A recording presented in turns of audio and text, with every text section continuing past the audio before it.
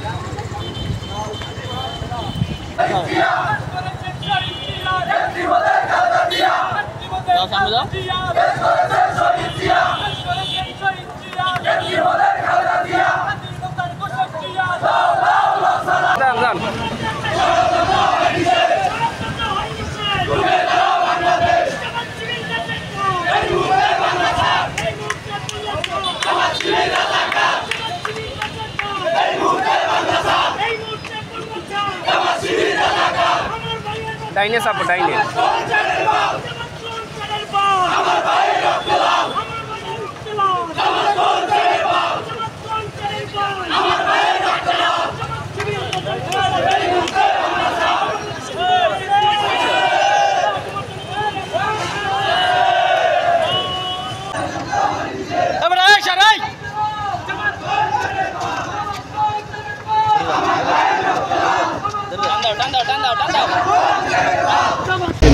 কেন্দ্রীয় বিক্ষোভ কর্মসূচি।